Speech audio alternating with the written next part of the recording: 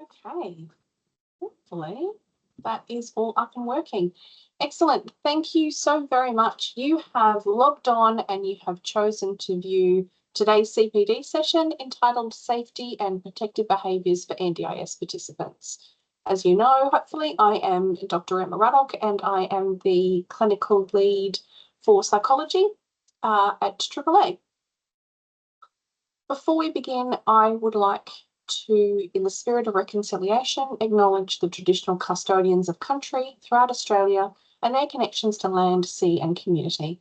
I'd like to pay my respects to their elders, both past and present, and extend that respect to all Aboriginal and Torres Strait Islander peoples today.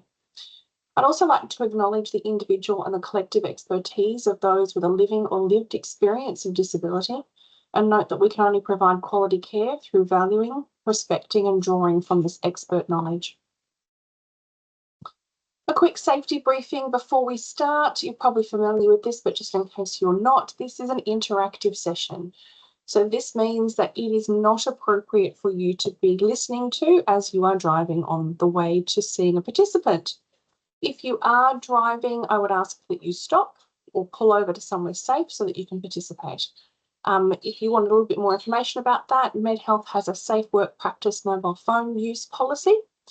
Super important that you are not, again, participating if you are driving or distracted. If you are parked safely, not a problem. If you're at home, excellent. If you're driving, please log off and prioritise your safety.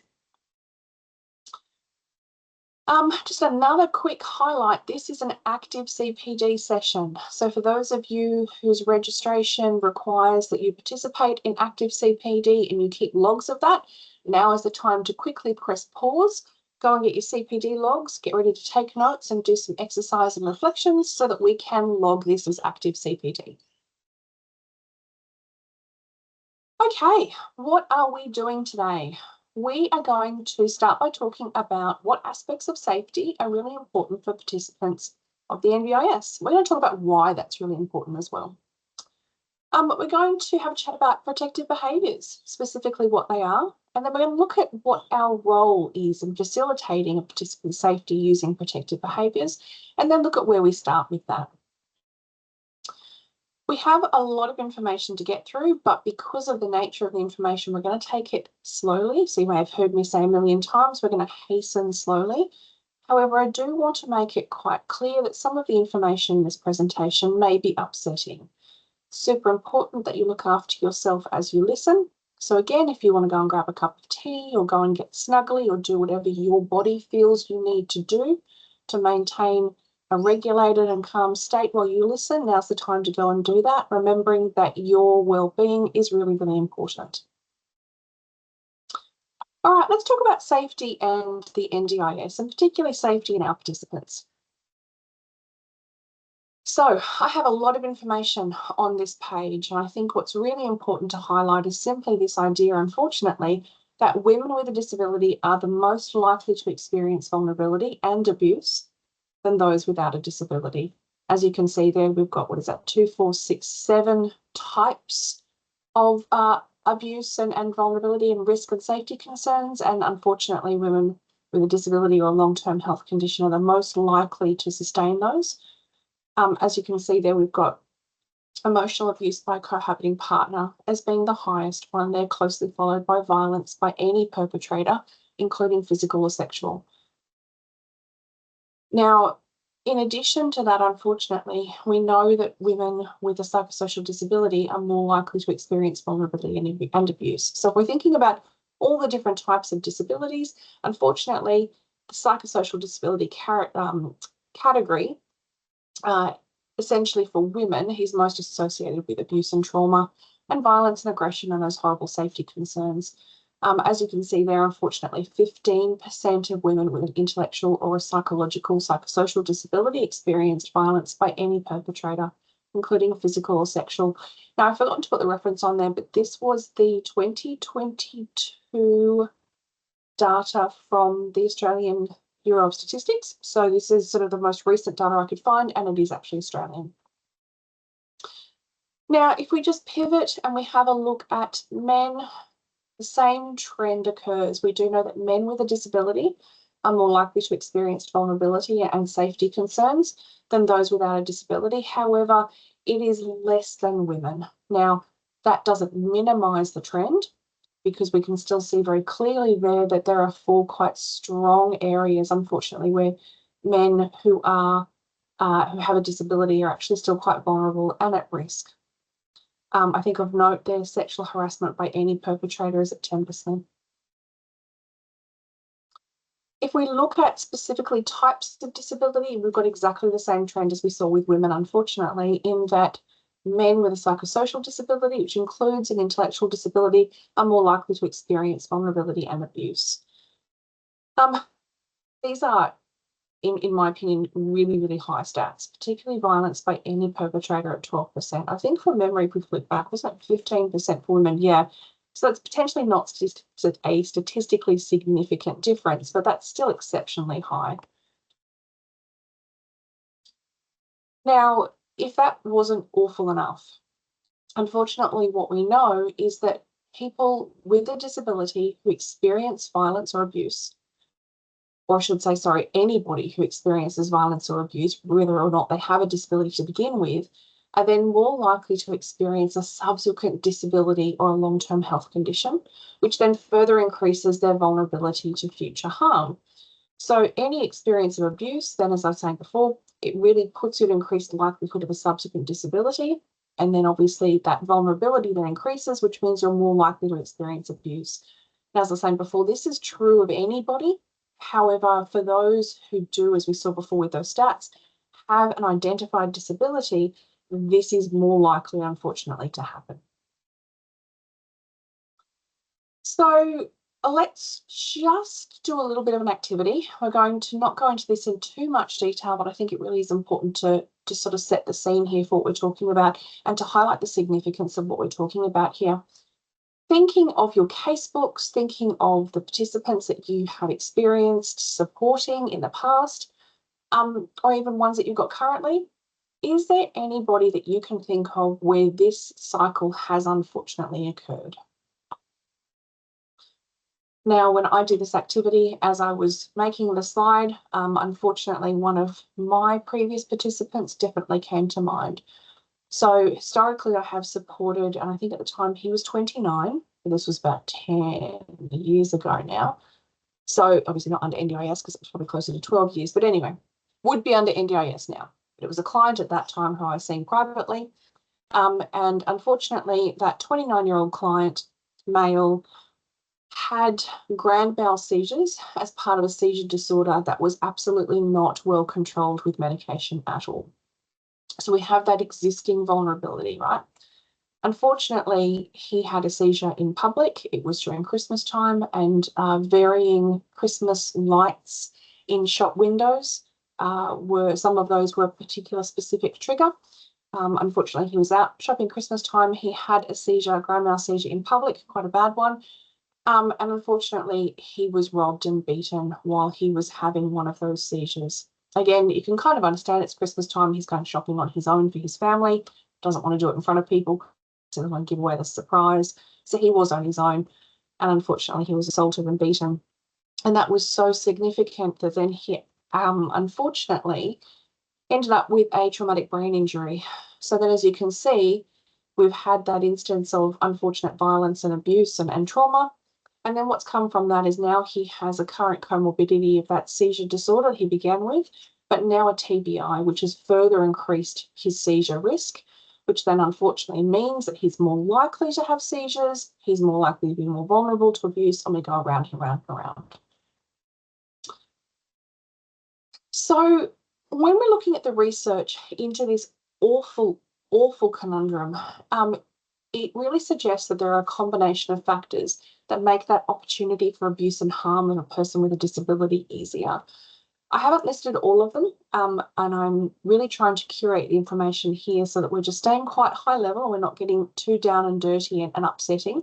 But some of those are that we know that people with a disability, our participants, they have a greater dependence on others. They're also having potentially increased social isolation, and that goes hand in hand sometimes with reduced social networks. They may have limited financial resources. They may have communication barriers, they might have mobility restrictions and difficulties, and they may have a reduced capacity to identify risks. And so when you think about all of those going into a crucible and melting down, you can kind of see how that would put somebody at a higher level of vulnerability. What we also know is that all of those factors then prevent that typical development or potentially implementation of the skills that are needed to maintain safety, which then again elevates their risk. When we look at the data of this vulnerability, it really highlights situations where participants' safety may really be at a greater risk, which then informs the areas they might need additional support to navigate. The top three of those, when I was looking at the research, is support in unfamiliar situations, support in intimate relationships, and support online. So these three situations here were really those ones where participants are more likely to experience risk and harm to their safety and well-being.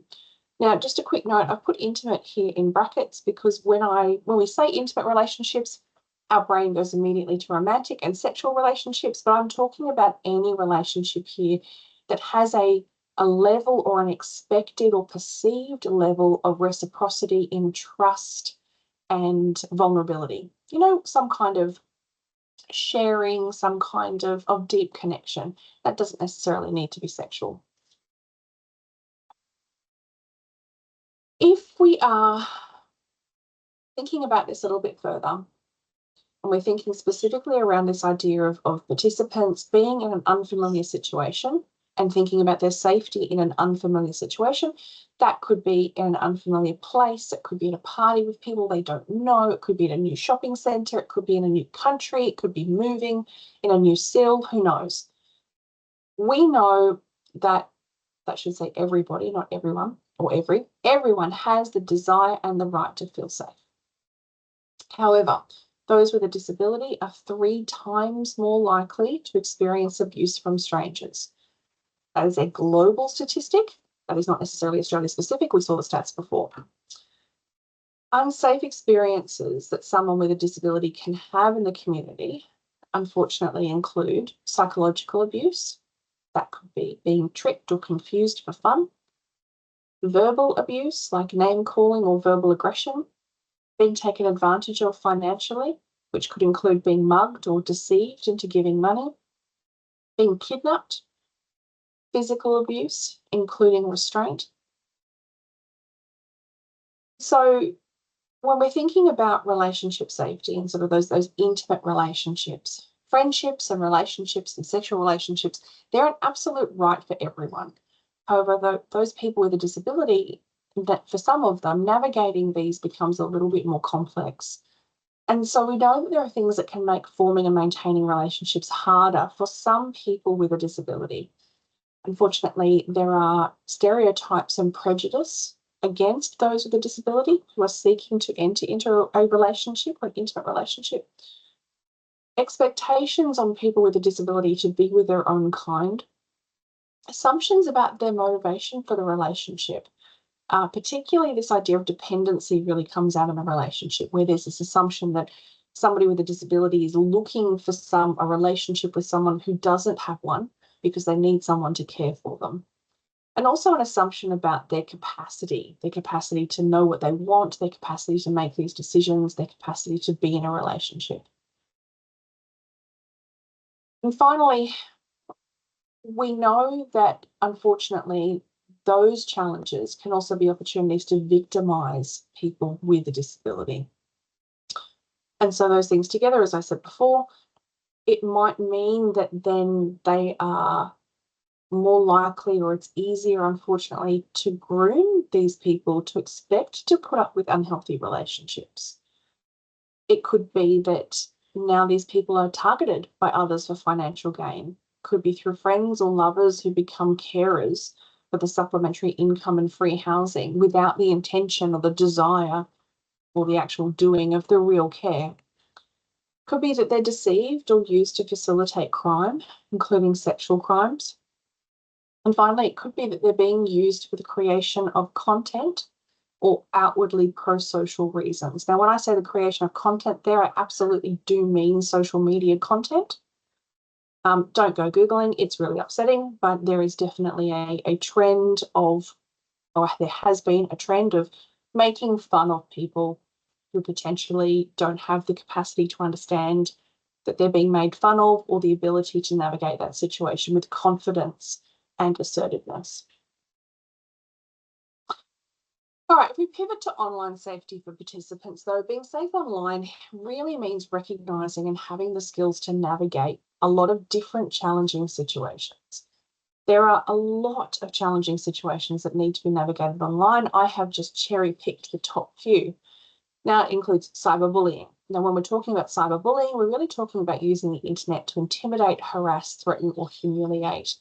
Now, that can happen online or any electronic service platform, any app, any blog, any forum, your Reddits, your images, your everything, anything. It can also include hurtful messages, posting embarrassing photos, spreading nasty gossip, creating fake accounts in their name, and even catfishing. Just a small shout out to Canva. They actually have several catfishing images, which I thought was very interesting. Another, I guess, area that needs to be navigated is protecting personal information. So obviously that's recognising and preventing attempts to phish for personal or intimate information.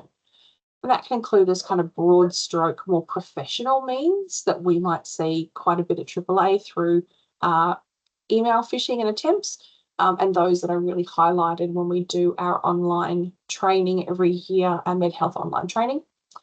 But it could also be by sort of really targeted duplicitous grooming, which is tending to be that kind of one-on-one where somebody's identified that somebody's vulnerable and they're really working them quite hard. And that can lead to identity theft, extortion, financial theft, or unfortunately, procurement of sexual material. Image-based abuse is another area for our participants to navigate, otherwise known as revenge porn. Now, this doesn't necessarily need to be your classic video of an intimate act. It can be sharing or just even threatening to share images or video. They can be real or they can be doctored or photoshopped. But potentially the really important piece here is that it's without consent. And we know that unfortunately, not only is this awful, but then it can lead to secondary blackmail and scam attempts as well. It's a kind of idea of it kind of never really goes away. Scam vulnerability is another really big one, which is being susceptible to falling for online-based scams. That can include sort of invoice fraud, phishing emails, remote access scams, dating and romance scams, and investment scams. And as we know, that can have serious financial and mental health repercussions. Let's just have a small reflection here. We've talked around the common risks and challenges for participants in unfamiliar situations. We've talked about in intimate relationships and online.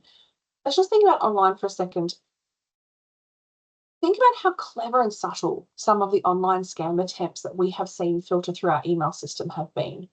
I suspect that every one of us has either clicked or almost very nearly clicked on one of those attempts. How much harder do you think it would be to navigate if you didn't have the knowledge and the resources and the supports that you currently do?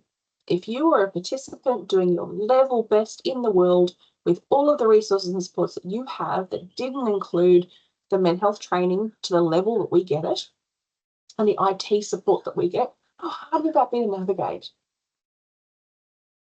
Another thing to think about while you're in reflecting mode. If you were a victim of the 2023 Optus hack, I want you to remember the steps that you had to go through to not only understand what happened, what it meant, and what you needed to do, excuse me, but then what you had to do to replace your identification.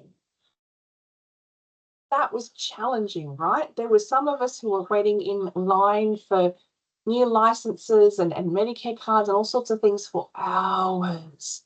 Now, how hard would that have been if you were a participant?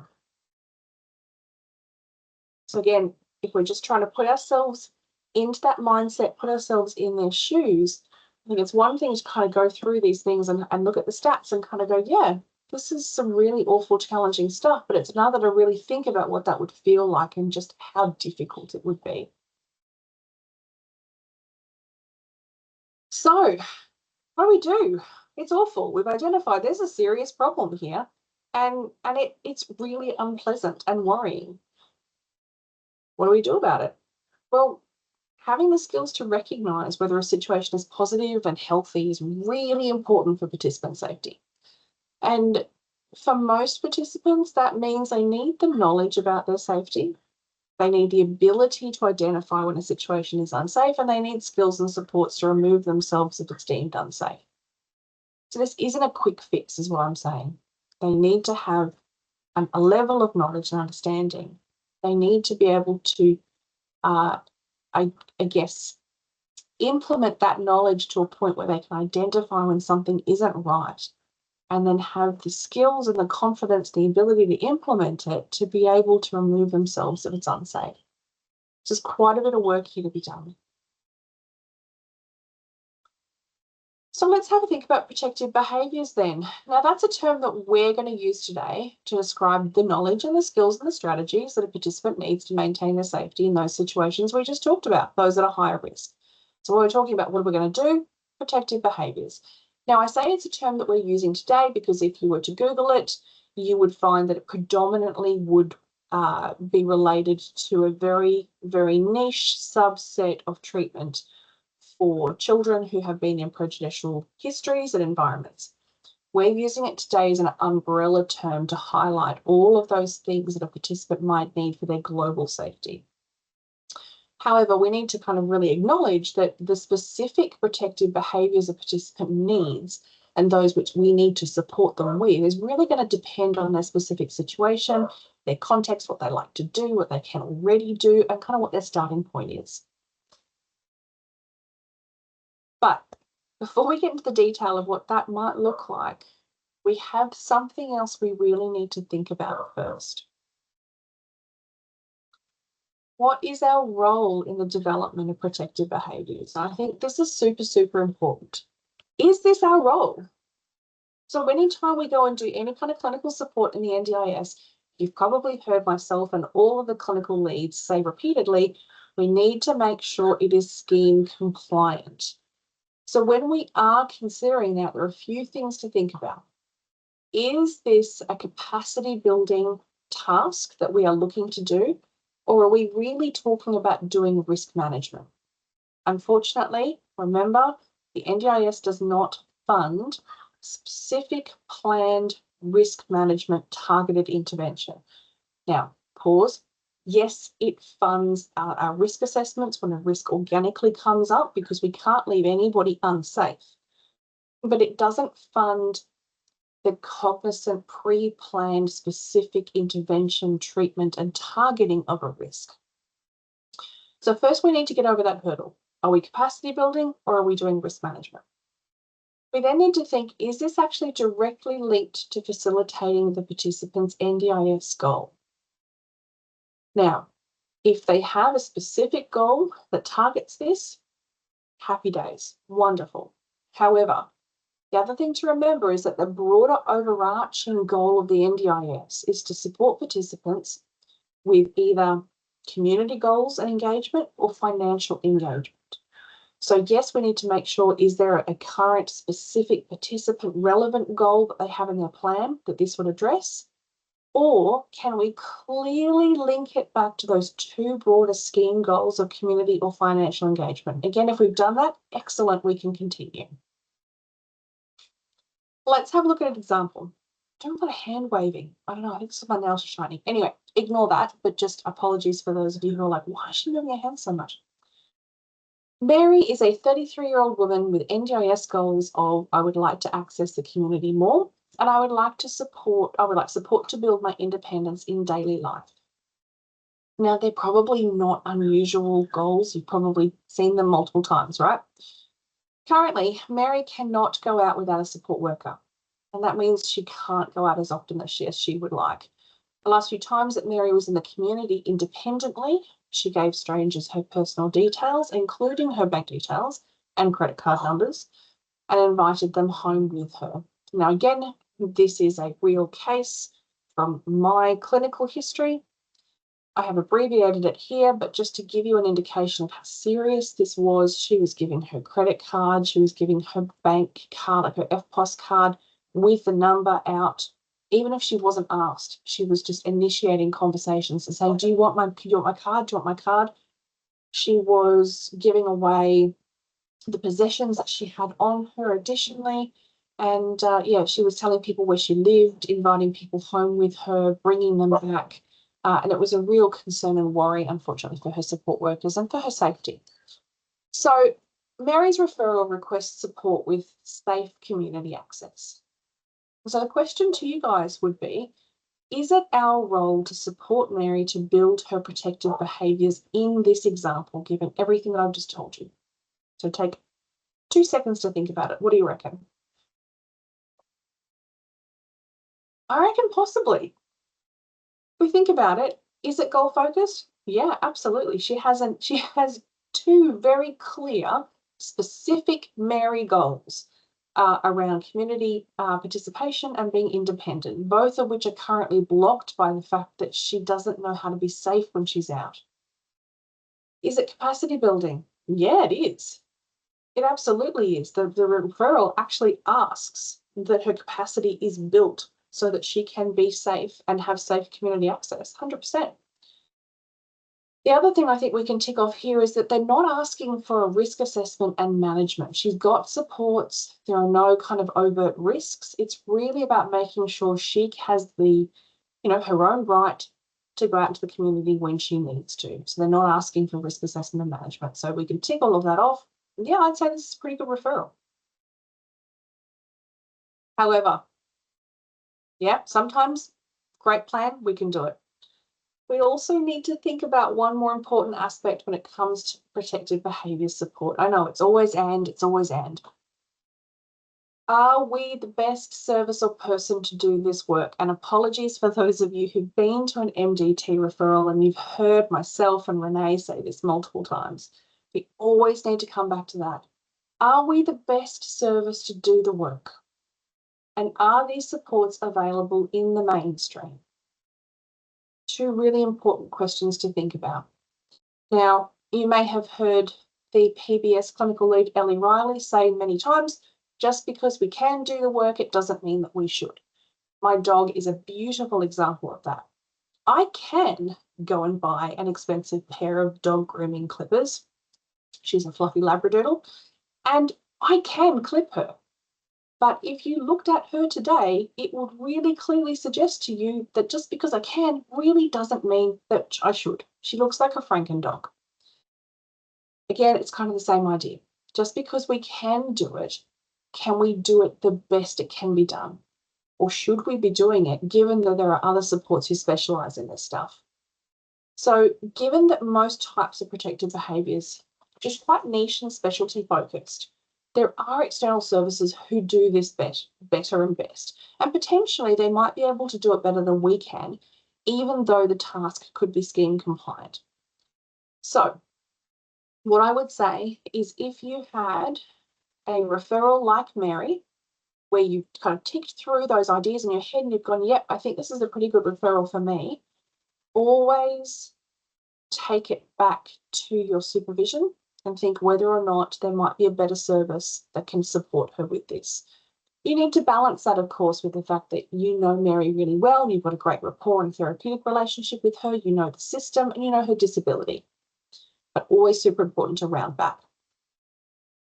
Think through this example with me. Tom is a 9-year-old boy living in out-of-home care with NDIS goals of I would like to improve my relationships. Now, again, this is a real case. However, I am curating the information here very, very highly. Keep it very high level because this is not a very happy case. Currently, Tom can't be unsupervised around any other children as he engages in sexualized behaviours that put him and other children at risk. Now, when we say can't be unsupervised, we mean at school, we mean at the park, we mean in his residential facility where he lives with other children. So he requires 24/7 one-on-one monitoring. Now, he comes to us with a referral that asks that we support with protective behaviours training. So again, when I said before that protective behaviours generally refers to something quite niche, this is what I mean. Protective behaviours training is what they've asked for. Is it our role to support Tom to build his protective behaviours? So his ability to maintain his body and to be able to understand and respect the privacy of others and to really curb those behaviours to become a little bit more appropriate. Is it our role? Have a think about it.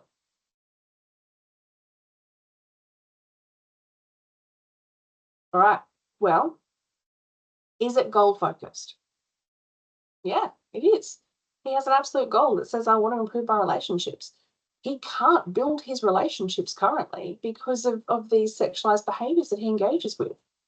So that's a blocker, and they're wanting support for that blocker. It's kind of our bag, right? Is it around capacity building? Yeah, it could be. If you very much took a social skills lens where you are building his capacity with social skills to interact, yeah, 100%. Are they asking for a risk assessment and management? No, they're not. It's already done, it's already in place. So this is looking pretty good, right? We should be able to take this one on. No. No, we probably shouldn't. Given his prejudicial history, the details of which I will not go into, and the likelihood that trauma support is also going to be needed, we are absolutely not the right support for this. This is the same thing as my dog. We can do it, yes, but we don't want to Franken dog the poor kid. So in this case, that we would refer this request out to a specialised service. And there are so many services who do this beautifully. All right. So what if we're in a situation where, like Tom, for example, where we have great rapport with him, he's engaging well, he does have a disability, there's a lot of stuff to work on, and we realise, yeah, actually, we're probably not the right service. But there's a wait. Yeah, he's with us now, we're engaged, but there's a wait for those services. What do? Well, in a lot of cases, the best way forward might be actually to make a really good start on those protective behaviours, knowing that we are referring to the most appropriate service to then pick that up and continue. However, what I will highlight is that with these cases, not just regarding Tom and the nature of Tom's referral, but in any of these cases where there are participant safety concerns and we need to really think through, is it our role and how do we proceed to be able to support safety? Safety and risk is really important to get right. Always consult with your supervisor, or don't hesitate to bring it to the Clinical Excellence MDT if you want to. We're absolutely there to help you figure out the best way forward and sort of what the next few steps will be. So definitely have that conversation to make sure what the right way forward is, and how to make a good start on that. Okay, so how do we make a good start then? What does that even look like? Let's think about unfamiliar situations and participants who are at risk out there in the community where they just don't quite have that skill or they're not familiar with what's going on. Protective behaviours to support that community safety could look like developing a plan to address emergencies with them. And so that plan might include a few things. As a beginning point, it could include having the numbers and names for safe people to call easily and having them easily accessible. So when I say to call easily, I mean making it really clear, beautiful writing, laminated card potentially so it can't get damaged. This person first, here is their big number. This person second, here is their number. All the numbers for them. It could be making sure that, again, thinking easily accessible, it might be having that in a number of places. It could be in the wallet, it could be in the handbag, it could be in the phone, it could be all of them. It could be making sure a safe person knows where the participant will be at all times. Now, what we are not saying here is air tagging the poor participant. What we are saying is creating just a safety habit of the participant checking in and letting a safe, reliable, consistent support know where they're going and how long they're expected to be there. not for the purposes of monitoring, but for the purposes of making sure that there is someone who's alerted if they're not back when they expect to be. It could be having emergency money accessible for a taxi or an Uber if needed, or if the participant needs to get out of there quickly. That could also involve, side note, making sure the participant knows how to get an Uber or knows how to get a taxi, or even knows their address. When we're talking about emergency money, it could be money that is hidden in a particular part of the handbag that they don't touch. It could be having a special account for emergency money, whatever that participant looks like. It could also be making a drop-off and a pick-up time really, really clear. Again, not to use punitively, but in terms of making sure that that participant knows so that they don't have to worry. They know exactly what's going on. I'm going to be dropped off at this time and I will come back here for you to pick me up at this time. If they ring and they want to change the plan because something great's happening or things are going really well or they're running a bit late, not a problem. But it's just about keeping people informed, yeah? Now, an element of situational awareness might also be really important for supporting participants to be safe in unfamiliar situations in the community. Now, for a participant specifically, that could include supporting them to develop that awareness of who's around them and how they make them feel. So two very specific things there. Getting used to scanning to know exactly what and who is around them, but also then having the ability to scan and check in with themselves to see how that makes them feel. Now, that's a huge bit of work right in and of itself. It could be supporting the participant to remain with the group if they're going out with others and making sure that they're actually not wandering off on their own, because there is safety in numbers, providing that that group that they're going with is obviously a supportive and safe and healthy group. It could be facilitating the participant to recognise if something doesn't feel right and then supporting them to move away from those situations. If something just doesn't feel okay, then it's not okay, and we support them to move. Obviously, letting the group know or somebody know so that they're kind of making sure that they're not wandering. It might be even having a conversation with them around using just one earbud, or if they're using headphones, just making sure that one is sitting a little bit back so that one ear is out if they like to listen to music or have noise cancelling headphones on. The idea being that if we can hear what's going on around us, we're more able to be situationally aware. Interestingly, if you go for a walk, or even if you next time you're at a grocery store, you put your earbuds in and you listen to something quite loud so you can't hear, your heart rate will more likely increase. The idea being that inherently your system is aware you've lost one of your senses and one of your ways to tell if you're okay. Take the earbuds out and then have a look at your heart rate. It'll be an interesting experiment.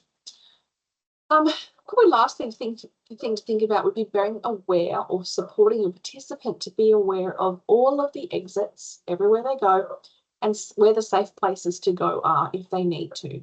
Now, when I say safe places, I'm thinking about things like the police beat at the shopping centre or centre management. If they're at the Echo or the Royal Easter Show, it would be, going to the ticket booth or going to a particular ride station or somewhere where there is an attendant who can help them. Let's reflect. When you completed the situational awareness training in your role with AAA, potentially you did that with me, what helped you to develop that skill for yourself? So when we did that training, we went through mini games, there was the STAR technique. And so what bit landed for you?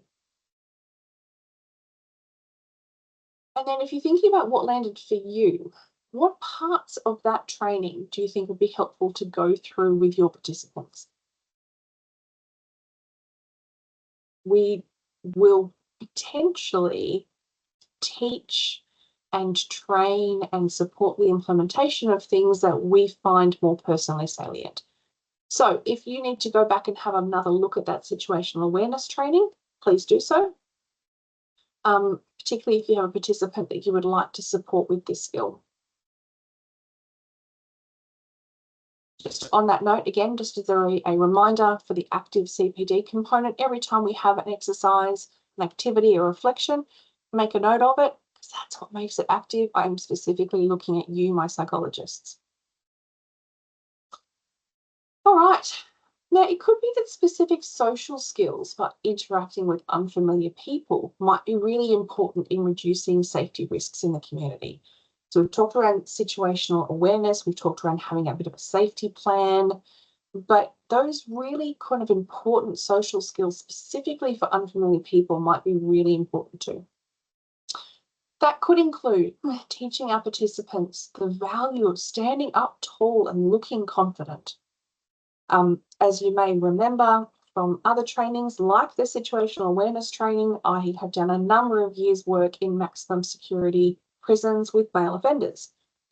One very important part of my safety was not looking like food to them. And so it was about standing tall. It was about looking confident, even if I didn't know where I was going, because at times those corridors are like a rabbit warren.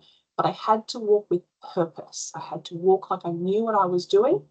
I didn't look hesitant or unsure, because that vulnerability can be sensed by people who would take advantage of that.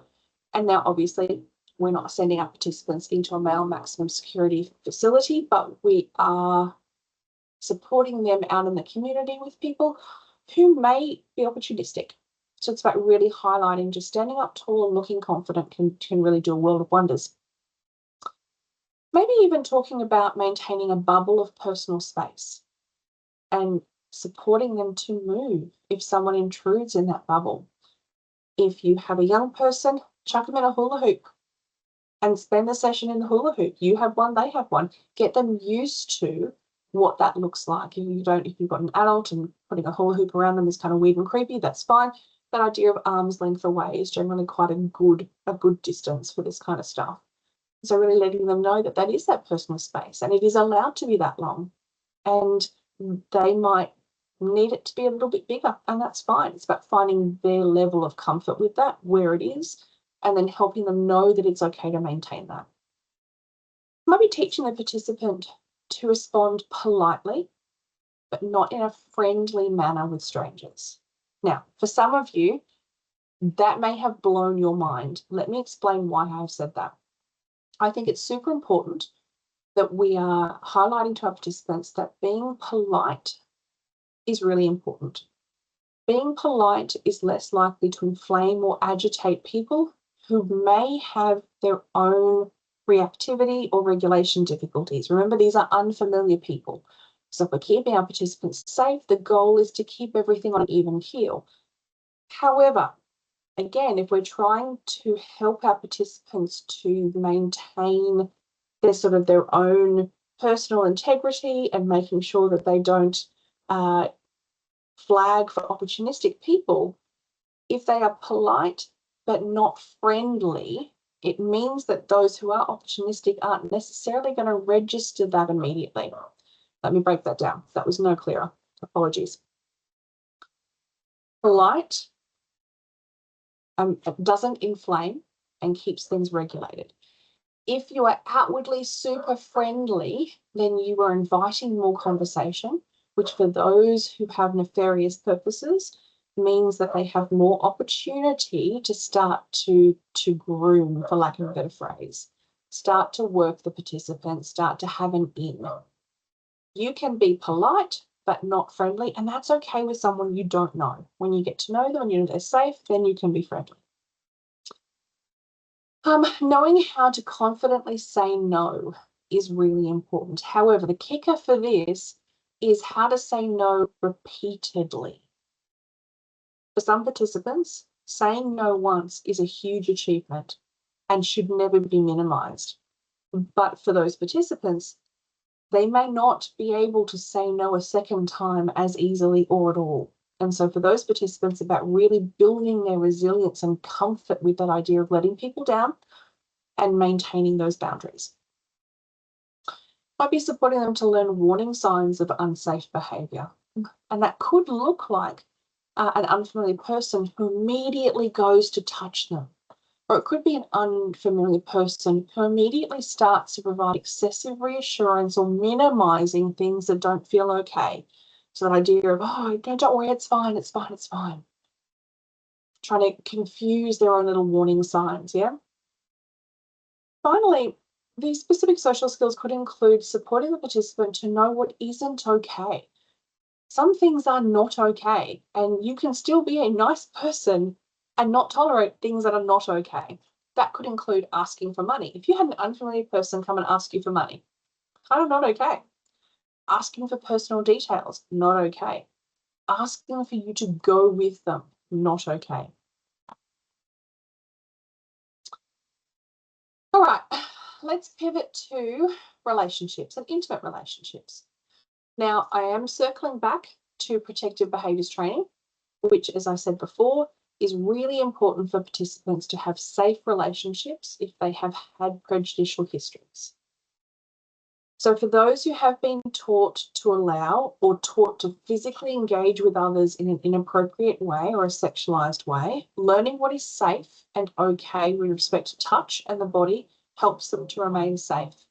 Now, again, just a heads up, I am keeping this high level. So for those of you watching, don't be alarmed, very high level, we're not going into detail. When we look at a typical protective behaviours training intervention or treatment, it generally involves the following points. It's that teaching that idea that everyone has the right to feel safe. And that can be done a number of ways. Some of them will teach how to recognise what a yes or a safe feeling is, or what a no and an unsafe feeling is, and then how to recognise feeling unsure. Now, I have very deliberately, and these programs will very deliberately not use positive or negative feelings. The idea being that none of these feelings are wrong. A no feeling in this case is absolutely not wrong. It is a warning sign. And so we're going to be very careful when we use our language so we don't minimize the entire thing. From there, these programs will then teach how to recognize the body's warning signs. So those physiological signs and cues and symptoms that things are unsafe or unsure. Remembering it's kind of that idea of if it's not a hell yes, it's a no. And so if you feel unsure, you're not sure if you're safe, you're not safe. It's binary, right? It's like being pregnant. You can't be a little bit pregnant. You're either pregnant or not. You're either safe or unsafe. And it's about really letting them know that unsure is also unsafe. And they're learning that unsafe or unsure is a cue to act. The next phase generally goes through how it's okay to say no if you feel unsafe or unsure. Every time, repeatedly. So that involves teaching what parts of the body are private, why private parts are private, and what that means in our relationships, and the different types of relationships that we have, particularly if you're working with an adult. It's learning how to say no, and again, repeatedly. And then finally, teaching the differences between secrets and surprises. Secrets being one of the large precursors to situations that allow for opportunistic vulnerability. Surprises being things like Christmas Day, right? Like mum and dad, they got my presents. Apologies if that was news to you about the whole Santa thing, probably should have checked. Mum and dad buy the presents. They hide them. You have a present. You know it's a present. You can see the present. Some people, they put the presents under the tree as they go. You don't know what it is. It's a secret. No, it's not. It's a surprise, because surprises are hidden, but they've always hidden with the intention to be revealed. They're just hidden for a very short amount of time. Surprise parties, it's a secret, but only for a very, very short amount of time with the intention to be revealed. Secrets with nefarious intent are never kept or given or made with the intention to be later revealed. And that's the key here. Finally, it's this idea that nothing is so bad that help can't be found. And so for participants, it's really highlighting learning who is safe and who can help if you're feeling unsafe or unsure. Another area where participants might really get a lot of value in supporting their intimate relationships and minimizing their safety is with specific social skills to support recognizing and maintaining those respectful relationships. And this is important in all types of relationships. So not just those that are sexually intimate, but obviously those that are deep and meaningful and have that level of trust and reciprocity. Now, these specific social skills could include how to identify a healthy relationship, how it feels to be in one. Yeah, you might be able to identify some of the key things, right? But it still might not feel good. And that could be because there's a bit of a subtlety. Yeah, there's subtlety in some of those actions that mean that we don't quite recognize that it's not that healthy. Those kind of subtle, not so okay things that fly under the radar, and we feel like things are okay, we can't pinpoint why. So we need to teach both what to look for, what the cues or markers for healthy and unhealthy relationships are, but then how to cue into our feelings to help govern and drive whether or not we're identifying that. It could include the types of relationships and the different kinds of relationships that we can have, and then what's appropriate to expect in all of those different kinds of relationships. Could be teaching how to be a good friend. Now, that's been done to death, and there is a lot of information out there, but just because something has been done, it doesn't mean it's not useful. Could be understanding consent and respect, and then how that applies to a variety of different relationships, because we use consent and respect in every relationship we have. It doesn't necessarily just pertain to, again, sexual intimacy. Could be teaching about boundaries, all kinds of different boundaries, and how to respond if our boundaries are being pushed or if they're broken. And finally, where to go and who to trust if something bad happens. Quick activity.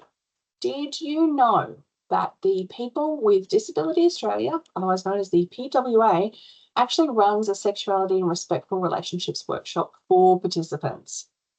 I would recommend you press pause and you go and have a look for this course now. I would also challenge you to identify any other courses that you find when looking at that one, which might be really good things to just keep in the back of your mind. They could be training things for you if you're interested in doing this later, or there could be things for participants or even support workers and families. So go and have a look now. All right, still on intimate relationships. So some participants might need support to plan how to manage if their romantic relationships become unhealthy. Now, what we're really talking about here is family and domestic violence. We're talking about relational abuse, we're talking about coercion and control, and the gamut of things that come with that. Now, what is super, super important for you guys to remember is that support for family and domestic violence, including crisis response support, should always be done by specialised service. This is a situation where we don't make a good start and then hand over. We get that person, that specialised service on board immediately and let them do all of it. The reason being is that that is an exceptionally high risk situation. And the time, pretty much from the time where the risk is identified all the way through to when that person has left and they are safe, even years after that happens, that is a period of elevated risk. So you've got somebody who is at elevated risk anyway because they're in a really unsafe situation, but their risk increases significantly when things potentially start to change that dynamic. The other thing is that the second that clinicians and supports get involved, they also become at risk of harm because unfortunately perpetrators of family and domestic violence don't take too kindly to people getting in the way of what they're doing. It should always be done by specialised services who have the checks and balances in place, and they know the red flags, they know the elevated peak times where risk increases for everybody, and they know how to manage that. If you've got any concerns regarding the safety of your participant in their relationship, then I really would ask for you to raise that with the supervisor immediately. Again, that is something that if your supervisor and you want more support with and how to manage and navigate that situation, absolutely bring it to a clinical excellence MDT. All right, let's pivot to online safety. Now, online social skills training might be really important for helping a participant to enjoy their online life in a really safe way. And if you have seen the technology dependent CPD that I did last month, you will know that an online life can be really rich and fulfilling and just as important and meaningful as having an IRL in real life. If you haven't seen that, then definitely queue it up and have a watch afterwards. It's really, really good, if I do say so myself. So we're thinking about those specific online social skills. That could include understanding what that participant does online. So us getting a good understanding of what they're doing online and why they enjoy these activities. Again, I go into a lot about how to ask these questions and sort of what to look for when asking these questions to really get that rich, meaningful data around their online life in that technology-dependent CPD. Don't you love some shameless cross-promotion? The other thing I guess to really highlight is that once you've got that understanding about why they do what they do and why they enjoy it, then you can really pivot into some key points of teaching and training to help them do that in a safe way, particularly education regarding the permanent nature of all things which are posted. I think that for some of our participants, they would be surprised that even if you delete it off your phone, it's not deleted, it's not gone, it's there. And similarly with the internet. Teaching the importance of caution when you can't see the person that you are talking to online. And so really, if you have a participant who is, getting, having lots of multiple online relationships and friendships, this can be a little bit tricky to navigate. And so it's really highlighting what we get in terms of safety from being able to see what we're dealing with, and then how we're almost sort of fighting with our hands behind our back, really, when we can't have access to that information that we become accustomed to when we're making our decisions around our own safety. There's a number of creative ways that you might be able to do that as well. It's also understanding what personal information is, and then all the ways in how that can be used. All right, quick activity. A really easy and I think fun way to talk about personal information sharing and then how that can be used is by playing the bumper sticker game. I did this with my daughter when I was teaching her around her own personal information and what to share and what to not. And she still, as we're driving places, will point out cars and go, wow, Mum, I know this, and this about that person. So this can be done from quite a young age. Having a look at this particular bumper sticker, apologies, it's an American one. I couldn't find as good an example on the internet on short notice. What can we tell about that person from their car stickers?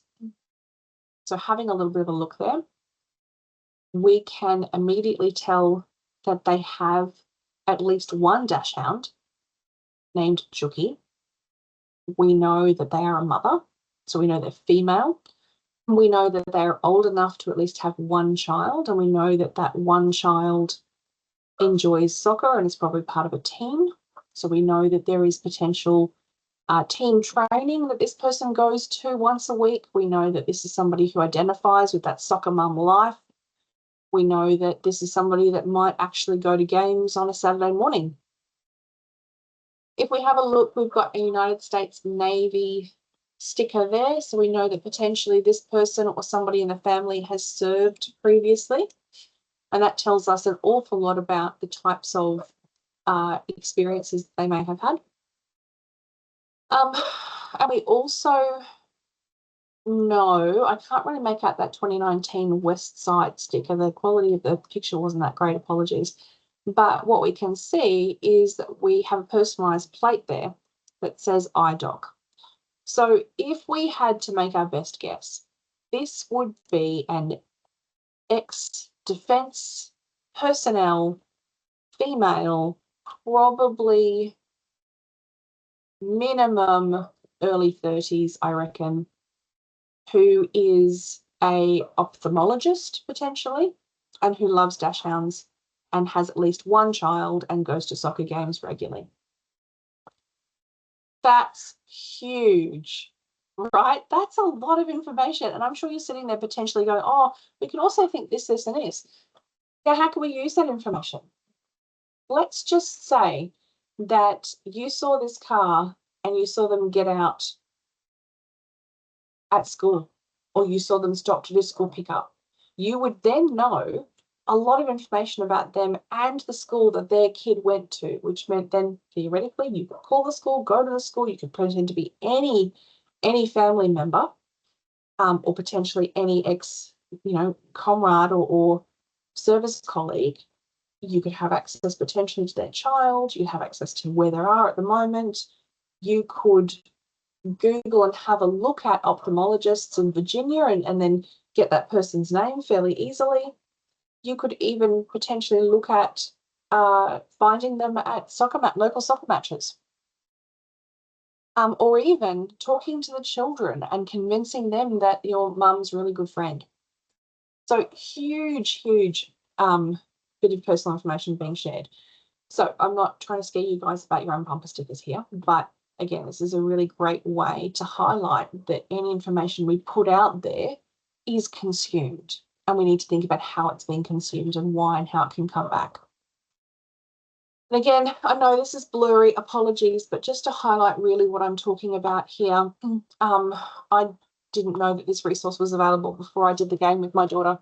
But basically here we have this idea that we've got, baseball and ballerina stickers.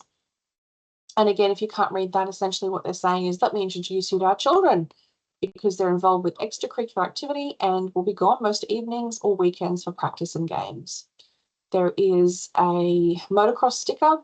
We like expensive toys that you can probably find in our garage. So again, this is kind of really highlighted to people who might want to thieve, but again, you're getting a sense of the person and you're getting a lot of information that could be used to manipulate, yeah? We have a small breed dog and they answer the name of Max. This is where we live and work. So it says here, Richland High School Honour Roll student.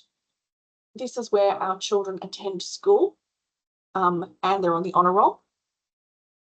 My personalised plate is easy to recall should I unintentionally offend someone or someone wants to keep track of my vehicle, or figure out your name. Oil field spouse. My spouse is away for extended periods of time. We've got a hunting sticker here. We like outdoor sports and may have expensive equipment at home or possibly in our car. We'll also be gone on most weekends during peak seasons, leaving our house unattended. And finally, a baby on board sticker. We'll have our hands full and be distracted when we get to where we're going, making us an easy target. So again, this is really around people who want to thieve, but I'm just kind of highlighting that if you want to discuss personal information with your participants, this is a really visual, great way to do it. All right, online safety training might be really important for supporting participant safety while they are online. And there are many online resources and supports for that, especially for people with a disability. So much so that if they want online safety training, I would I probably would actually recommend that this is probably better done by a specific service. So I've just popped the brochure for YSafe up there. They are excellent at doing free online safety training specifically for people with a disability, and it is a completely inclusive course. And you can see there that I've got the website for interactionservice.org/online-safety. Also, there is a ton of information that the federal government puts out, particularly around cyberbullying and cyber safety. So if you go to esafety.gov.au, you'll find that as well. All right, we have talked a lot about safety. We've talked a lot about aspects of safety that are really important for participants of the NDIS and why. We've gone through a lot of the data trends that highlight that unfortunately our participants are more vulnerable with respect to their safety, and there are a number of really good unfortunate reasons for why they are more vulnerable. We have talked about the particular areas that they tend to experience more vulnerability. Specifically, we've talked around being in unfamiliar places in the community and unfamiliar situations. We've talked about online and talked about intimate relationships. We've discussed what protected behaviours generally refer to in our kind of blanket umbrella statement. And we've also talked around then what's our role in facilitating a participant's safety with this idea of protected behaviours. Is it our role? Is it scheme compliant, or are we better off getting a specialised service? And then for situations where it actually is appropriate that we would make a really good start on this stuff before referring, we've talked about kind of how you might start and those key places to think about. So what I will ask you to do now is to pause the recording and on your CPD log, I want you to think about 3 things now that you're going to integrate into your learning. So for the psychologists who are watching, this is the action component of your CPD log that AHPRA requires. So I want you to have a think about what the 3 things that you heard today that were new for you are. What was new? 3 things. Have a think about what 2 things relate to how you are going to address or how you think about participant safety that you're going to keep the same. So ways in which your practice or your thinking was validated. I want you to highlight 1 thing relating to how you address or how you think about protective behaviours that you're going to do differently. So 1 thing that you'll change. All right, pause now and write that down. All right, so as per usual, you'll be familiar with this little graphic. Today, this has been brought to you by Clinical Excellence. Your feedback is so, so important. And so for those of you who are watching this in the designated CPD slot, you will head to your discipline chat and you will find a rate to provide feedback. I would really appreciate it if you wouldn't mind putting a little corresponding emoji to your feedback so that we can track that. If you are watching this out of cycle, then and you find that there is some feedback that you would like to give, all information is valuable and useful. So if you're watching this and you are finding that it's not hitting the mark, or you've got more questions, or things that you wanted extended, or on review of this topic you would like really gone into more detail, then please flick the Clinical Excellence team an email. That's clinicalexcellence@abilityactionaustralia.com.au. Feel free to use the CPD topic in the email title so that we can see what needs to be addressed. And then, give us all feedback. Any feedback is useful so that we can then do our best to support you and you guys can do your best for your participants.